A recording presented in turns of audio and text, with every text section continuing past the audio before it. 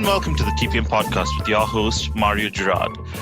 In this series of podcasting, I've basically tried to get guests from various tech organizations to come and have conversations with us to tell us how their life as a TPM is in different companies. So I've interviewed people at Facebook, we've interviewed people at Google, at Oracle. The last one was a VP from Amazon. And this time we have a very special guest with us, Visva Mohanakrishnan, who's a senior TPM at Amazon. She works in the consumer payments team for Amazon.com. She's been in the tech industry for the last 10 years. She's had a variety of roles. So welcome to the show, Visva. Why don't you tell us something about yourself? Hi, Mario. Thank you for having me here and for that wonderful introduction. A little bit about myself. I'm a senior TPM at Amazon, closing in on my 1-year anniversary. Prior to Amazon, I worked at Expedia, Microsoft, and the Home Depot. For the gators out there, I'm a master's grad from the University of Florida. I started my career as a software engineer, Mario, at the Home Depot, where I learned the basics of building scalable web platforms. At Microsoft, I worked on the Skype plugin for Outlook Web. Those were the good old days when I was an estate, where I built the muscle of looking around corners, poking holes in tech designs, and question the product vision, which surely helps me to this day as a TPM also. My longest stint was at Expedia, where I had the opportunity to grow as a tech lead and build a career as a TPM too. And that's your previous job, right? So Expedia was your previous job. Yes. Prior to Amazon, I was with Expedia close to 5 years. Cool. Yeah. Currently at Amazon, I work for the consumer payments org, where I'm the program owner for the currency conversion portfolio.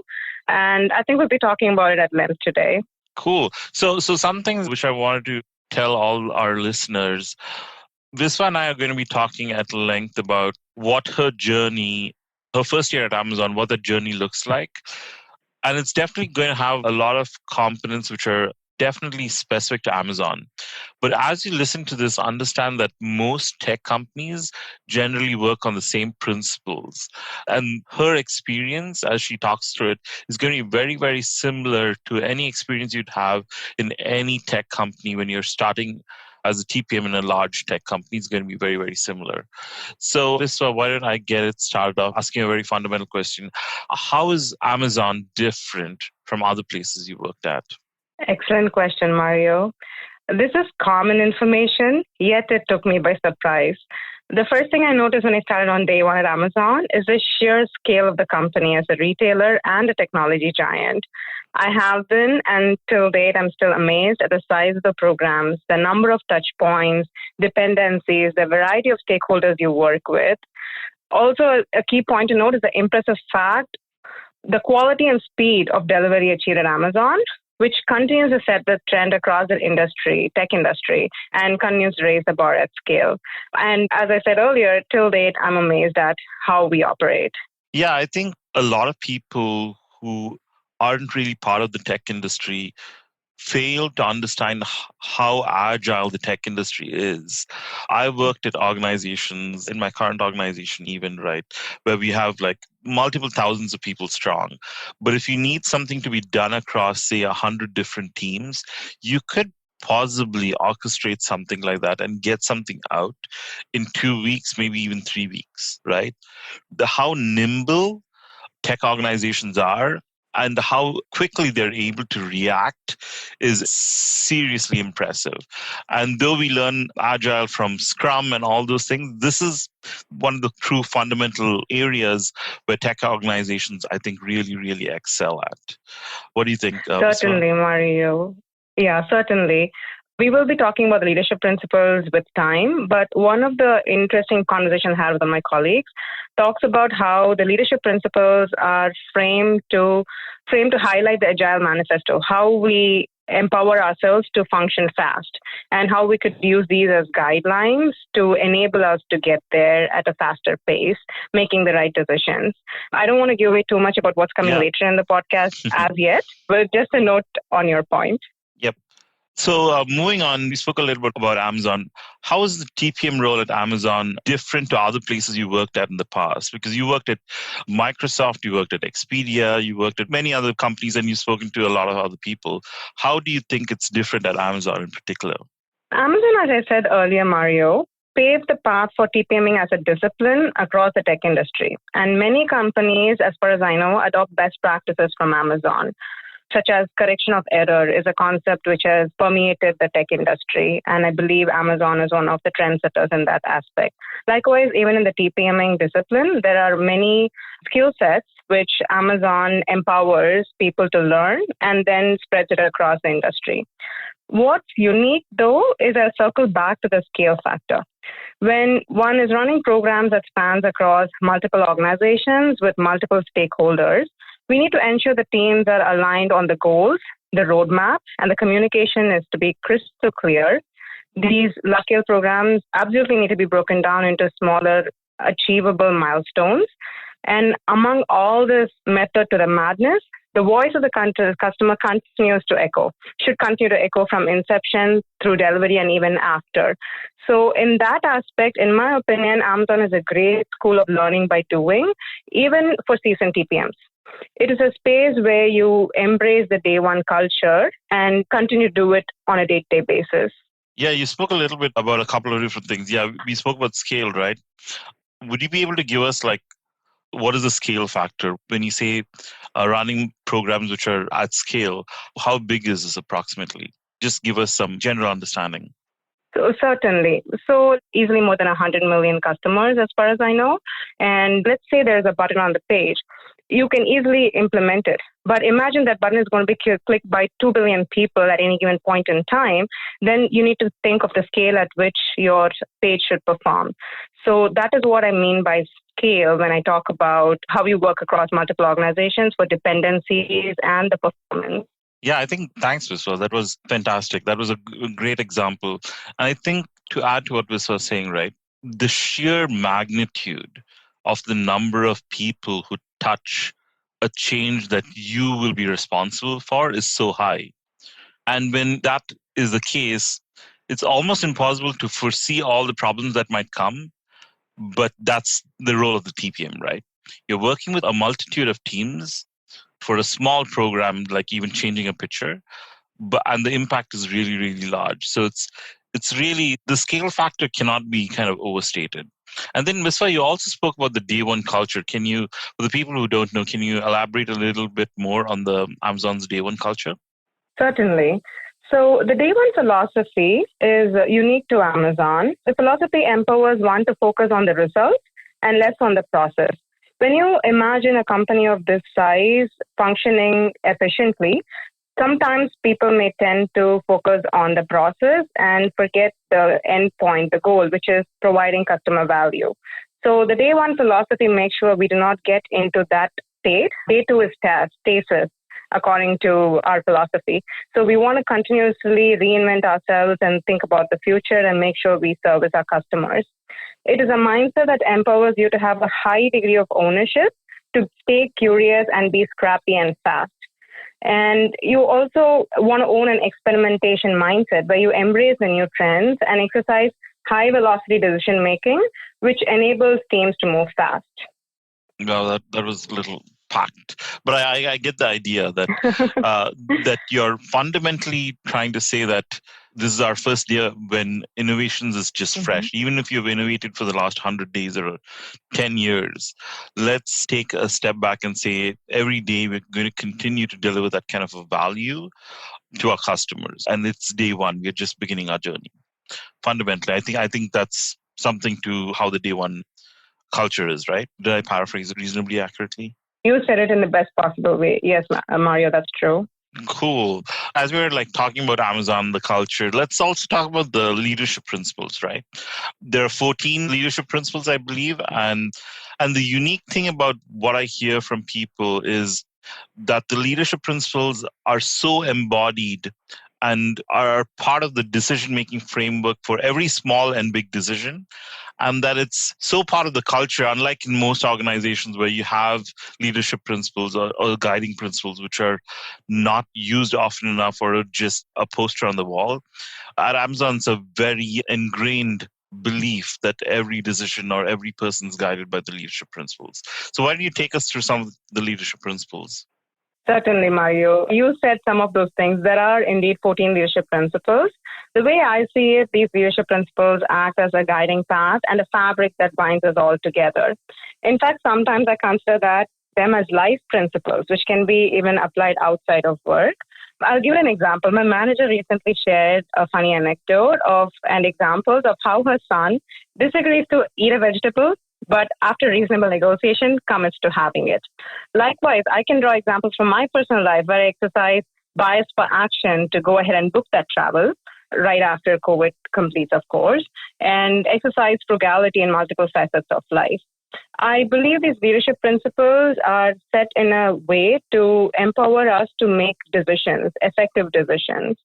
At Amazon, every individual is considered a leader, Mario, and these leadership principles enable us to make decisions, as I said earlier, like two-way door and one-way door decisions, and take action using these principles as guidelines. And when you say a one-way door and two-way door, which is a very common Amazonian way to talk about things, can you explain to our listeners, like, what's a one-way door and what's a two-way door? Absolutely. In simple terms, one-way door and two-way door decisions refer to irreversible and reversible decisions. Making high-velocity decisions is a key aspect of the day one mindset, which enables teams to move fast, especially at this scale. So you want to find a balance between waiting for 90% or all information to be available for you to make a decision versus taking a call with only 60 to 70% of input you have at that point in time.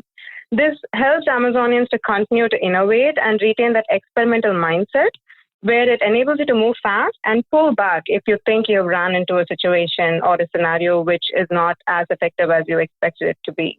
Yeah, that's very interesting.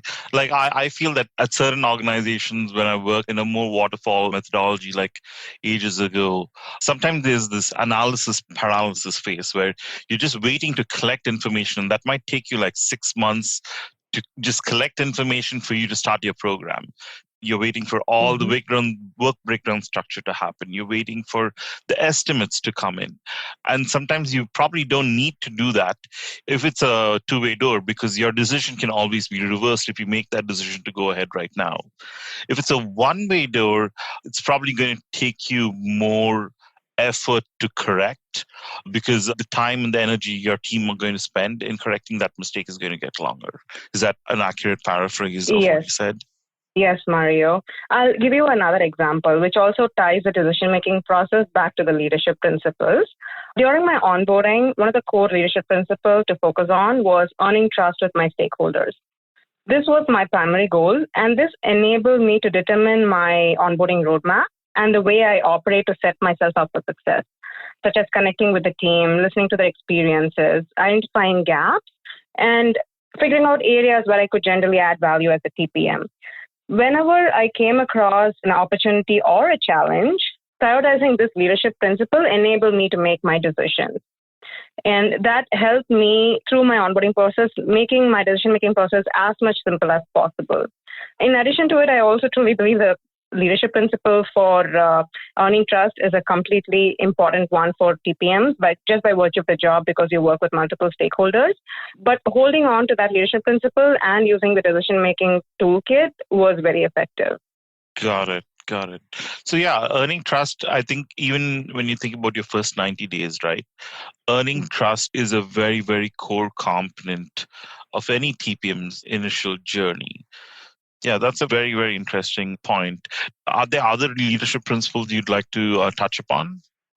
Certainly, Mario. So in general, the leadership principles are the core values you adopt as a team, and each of them are unique and each of them are interpreted differently by different people based on their experience and expertise.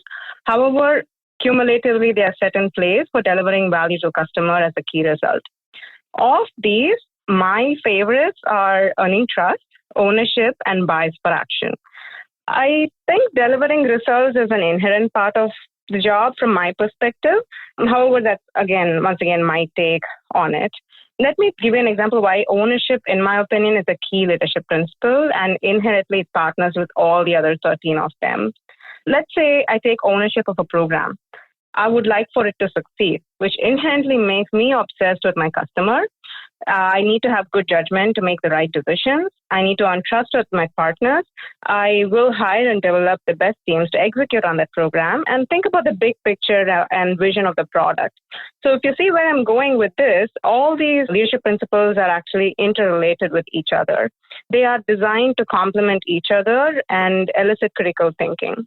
That's really interesting. What our listeners probably didn't realize is the way Vis worded her last answer was that she had all the leadership principles, not all, but a large majority of the leadership principles, tying all back into ownership. Ownership is a leadership principle, and then being obsessed with the customer is a leadership principle. And because you're obsessed with your customer, you also have tend to have great judgment because it's all focused on your customer. And then you earn trust with your partners, with your team by ensuring your customer gets the best. And then when you're working with your team, you're also trying to hire and build and develop the best.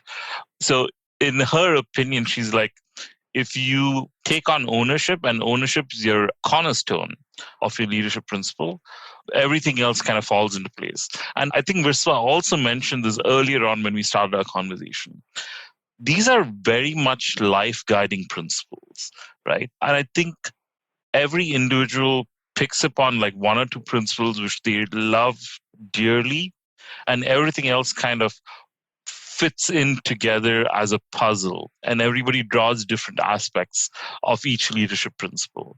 So it is a very interesting way to look at things. There are also some leadership principles that appear to be in conflict, right? Yes, Mario, you're right. You caught it. So there are certain principles such as are right a lot, which means leaders are expected to make the right call, and learn and be curious, which is another principle. Those are fairly conflicting with each other because I need to learn to be able to be right. So how do you emphasize both of those? Likewise, we have make something, a lot of mistakes before you're right? Till you get to being right all the time, I feel we all make mistakes, and you have to make mistakes and learn. Certainly. Likewise, we have the dive deep and bias for action. And in my mind, if I'm diving deep, I am delaying action. So that does not pair well with the bias for action leadership principle. However, I think this is by design. This is where the individual critical thinking comes into effect. And each situation might demand different things, right? So I think that's where I feel, though a lot of people think about conflict as a negative thing, I think what you said here makes a lot of sense, right? Conflict actually brings about something good. If you think about it that way, it completely changes your perspective, because two people are fighting, or two people are trying to come to an agreement on something, and both of them have different values and beliefs. So I think most of those situations result in a better end result when there is conflict and when there's people who care about something, right? I think it's very different. So that's a very interesting thought. So let's continue to talk about the TPM role. How do you define, in your journey, in your current role, how do you define the TPM role? Let's talk a little bit about how you see the role, how you see what the main skills that are needed for the role. So let's start with, how do you describe the role? You as an individual, how do you describe the TPM role? Mario, for every time I've been asked that question, I wish I could describe it in one short sentence. And doesn't but it that's change? Not going to happen. Doesn't it change also? It changes with the org. It changes with the company you're in. It changes with the business unit you're in. It changes with the team. So it changes so much, right? It even changes with the person you're just interacting with at that point in time, because they will have a completely orthogonal understanding of what this role does. Yeah. So what's your take? It's a very malleable role, Mario. I don't need to explain more, but it varies based on the needs of the team, and you wear different hats at different point in time. From my perspective, the simplest way to explain is that TPM owns seeing a product end to end, from inception to delivery and even after that. And in a sense, is the glue for executing and successfully delivering a program. I can break down further into tasks. This is understand this is a very vague and ambiguous description. I can give a little bit more objective tasks, which TPMs generally do. Which include this includes things like managing your stakeholders, delivering roadmaps, managing the priorities and risks in your program. You want to report and bubble status up to leadership chain and provide visibility generally into what's happening with your product. You focus on the process engineering, improvisations around the team. You contribute to technical design and the vision of the product, in addition to numerous other things TPMs do on a day-to-day basis. One key thing, which I believe is quintessential for TPMs, is to be the voice of the customer, to be able to develop a peripheral vision and look around the corners to make sure that your team's hard work cannot be derailed, and what are all the ancillary tasks which need to be done in order to make your program succeed in general. So it's a specialized role, Mario, and all teams do not require a TPM. It's a very uniquely required role, especially at Amazon. Being a technology company, the T in TPM brings immense value for you to be able to make the right decisions for your program. Let me ask you that. I was just talking yesterday with somebody at Amazon, and we were having the discussion on when is a TPM really necessary? And I think you touched upon that. Like a TPM is not always, I don't know how many people know this. A lot of teams at Amazon might not have TPMs if they don't need to have TPMs. The engineering manager, which we'll also talk about later from a role perspective, but an engineering manager might actually do the job of a TPM if the team isn't either big enough, or if the team doesn't have too many touch points, or if the team is just doing something in V1 where they're just developing a product, they might not need a TPM, right? So it comes down to that real part where Visva did describe very clearly, like there are 100 things that TPM does, but it's kind of really very vague or very kind of odd to see that it's a role that helps the team scale in a sense, right? It's a role that owns the end-to-end product, is kind of the glue when there are multiple teams in play. And also you can think about, Viswa also mentioned this, she said a TPM helps in executing a program really well. And sometimes it's that laser focus that a TPM has in getting a program done. And a program might not be the responsibility of a team. It might have to be done strung across several other teams. And the only person who's owning that as a program would be a TPM. Does that make sense, Viswa? Did what I'm saying make sense?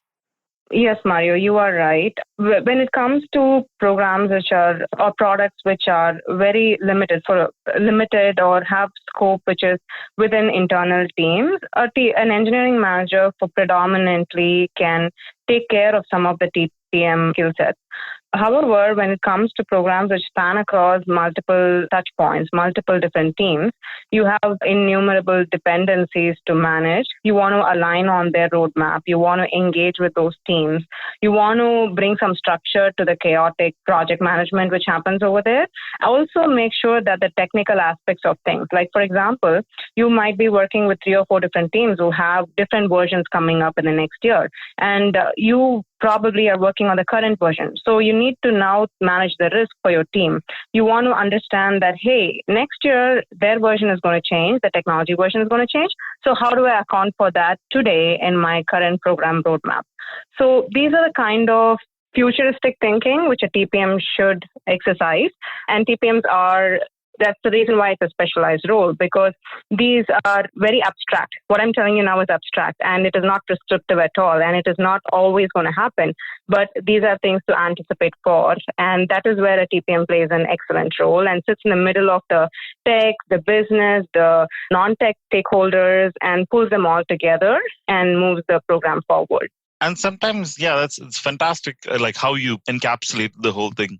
There's also this other piece, right, where sometimes when you work with developers, they try to get into the nitty-gritty of things and how something's going to be executed, how you do that. And sometimes as an engineering team, we forget the voice of the customer. So the TPM also is one of those people who has this kind of a broader lens to look at everything from whether we are on V1, what happens when V2 comes along. At the same time, what is my impact to the customer, right? So that's a beautiful way to put it. Yeah, anything Mario. else you want to add? So you also spoke about the T, right, in the TPM? Right.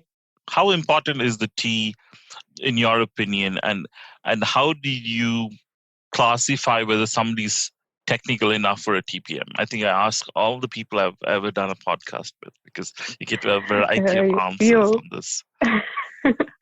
Certainly, Mario. So this is my way of looking at things. Of course, a TPM works with an engineering on day-to-day basis.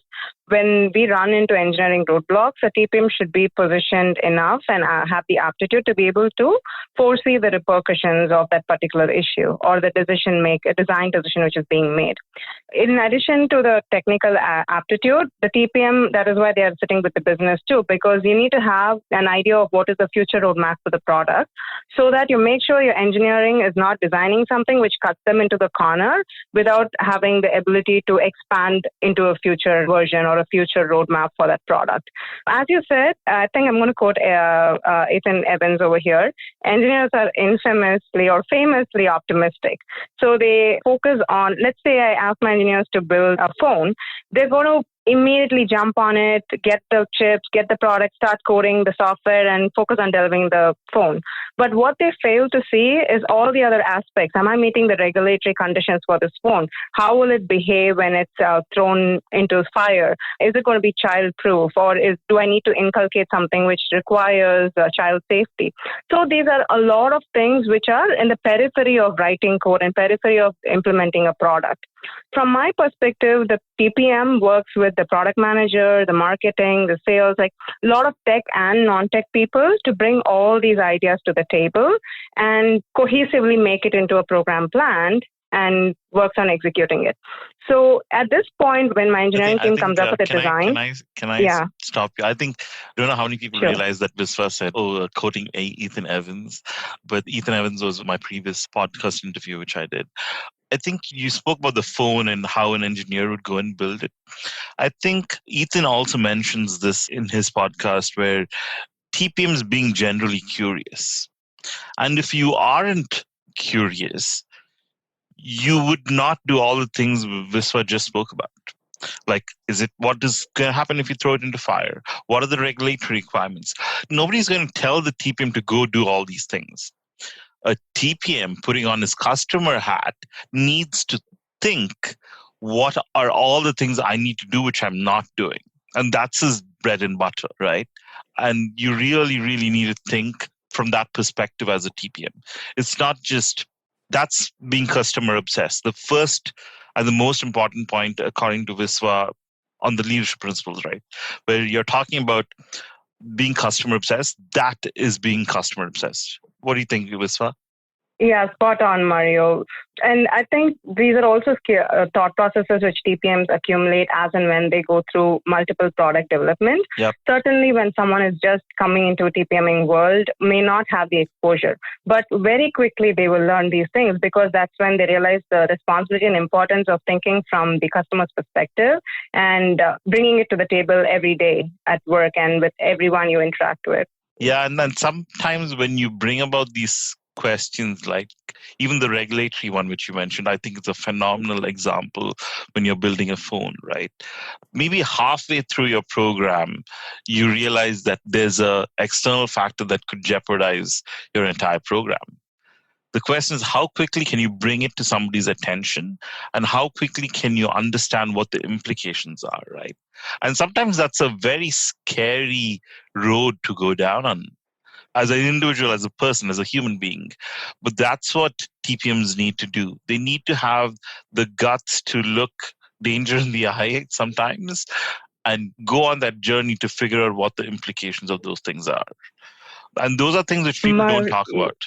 Go ahead. Right, Mario. And I'll add one more thing. You will eventually learn about these peripheral items, as you said, the regulatory, compliance, security, and whatnot. But another important thing which a TPM needs to do is bring that back to your team and influence your team to absorb it and execute on it also. You need to make sure all the people who you work with also see the risks or the constraints that you see from your perspective and are able to think of the implications and quantitatively determine how to factor it into their implementation plan. And I think this is where influencing without authority is a paramount trait for the TPM. And it plays really strongly well together with many of Amazon's leadership principles and in general for TPMs who are working on high impact products altogether. Yep, that is true. Let's move on. I think that was a very good conversation. Let's move on. Since you've started at Amazon, it's been close to a year now. What are all the things that you've learned as a TPM in this 1 year span? Mario, Amazon is an excellent school of learning, specifically for TPMs who are excited about products that have large-scale impact. Considering Amazon continues to lead the industry and setting a very high bar for what TPMs can accomplish, let me break this question down a little bit more. If you ask me what I learned during ramp-up time or what one would learn during the ramp-up time, there is how long there is are the tons ramp? of information. Yeah. Sorry to cut you off. How long is when you talk about ramp-up, how long? What is the ramp-up time you think for a TPM who's just starting out? Mario, the ramp-up time for TPMs in general is around 3 months, 90 days. And for those 90 days, you generally have week over week and month over month incremental ramp-up information served to you in your onboarding plan. And based on that, you slowly and fast learn about how TPMing at Amazon is. You learn about the foundations of program management. You learn about the SDE bootcamp, and you learn about multiple cultural things which are specific to Amazon. I found it personally supremely useful to familiarize myself with the TPM role guidelines, which is something which defines at different levels of TPM what are the expectations and what are the scale at which you'll be operating. Yeah, I think that's super important. We have something very similar in my current organization. And how it works is if you're a senior TPM, what is the real expectation of you? Where does ownership start? How big should the program be? It's fairly self-explanatory in a lot of angles, but it ensures that you're not missing out on what your responsibilities are in general, because the role is fairly vague, right? So understanding what the role guidelines are is definitely key in any organization for that matter. And anything else that you'd want to add to that? Oh, certainly, Mario. One thing to keep in mind is TPMs are not a job family which you come directly fresh grad from college. Most TPMs are seasoned, who have expertise, who've had other jobs before, such as they might have been SDMs, PMs, even work with people who come from business background who do not have a technical aptitude, but eventually learned it on the job and bring it to the table now. Yeah, so that's a very good point, right? For everybody else, that's a really, really good point. Generally, you do not see TPMs. This is not only at Amazon, but most organizations, you do not see TPMs who are fresh out of college, right? You do not see TPMs, people starting their career as TPMs. Just like how Visva's career journey is, I'll add her LinkedIn on the webpage as well, or mine, or any other TPM. If you look at TPMs, they're generally people who've been developers for a couple of years, who've been SDETs for a couple of years, who've been a product manager, or who've been an engineering manager. So a TPM role, because you're handling so many things and you need to have a lot of experience in managing people, though people don't report into you, you generally have a good set of industry experience, right? It could be anywhere from like 5 years to 7 to 10 years doing other types of roles in an engineering organization before you actually move into a TPM role. Isn't that what you were trying to say? Yeah, certainly. So where I was going with that is when people come, especially into Amazon, more often than not, you are seasoned enough, you're mature enough in your career at that point in time as a TPM. And Delta over here is to learn how TPMing at Amazon works. So personally, I immerse myself in Amazon's peculiar ways, which includes the day one culture, day one philosophy, the concept of one-way and two-way door decision making. And Amazon's way of writing is an immaterial of what your role is. Amazon's way of writing is an excellent way to clean up one's thoughts and put it down in pen and paper.